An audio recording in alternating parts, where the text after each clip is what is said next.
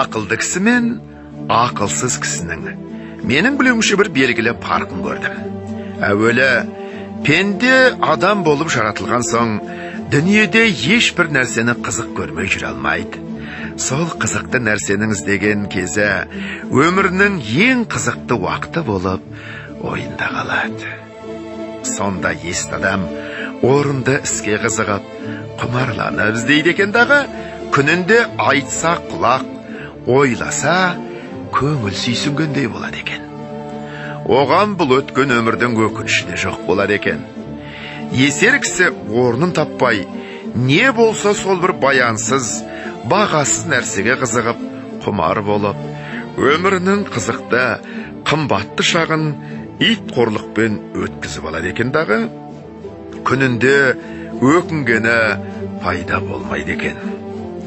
Жастықта бұл қызықтан соң және бір қызықтау болатын кісімсәп, жастығы тозбастай, буыны босамастай көріп жүріп, бірер қызықты қуғанда ойыны қатып, буыны құрап, екінші талапқа қайрат қылуға жарамай қалады екен.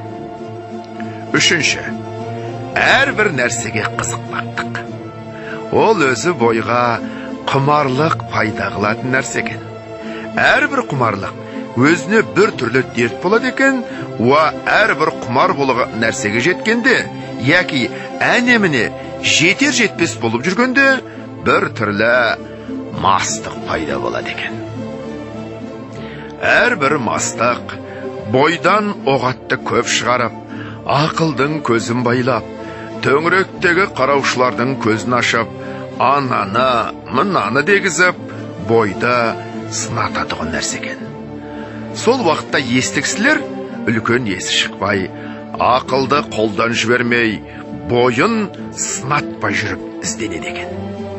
Есер кісі ер тоқымын тастап, бөркі сұқпалып, етегі атының артын жауып кетіп, екі көзі аспанда жынды кісіше шаба беруді біледі екен.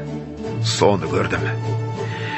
Егерде есті кісілердің қатарында болғың келсе, күнінде бір мәртебе, болмаса жұмасында бір, ең болмаса айында бір, өзіңнен өзің есеп ал.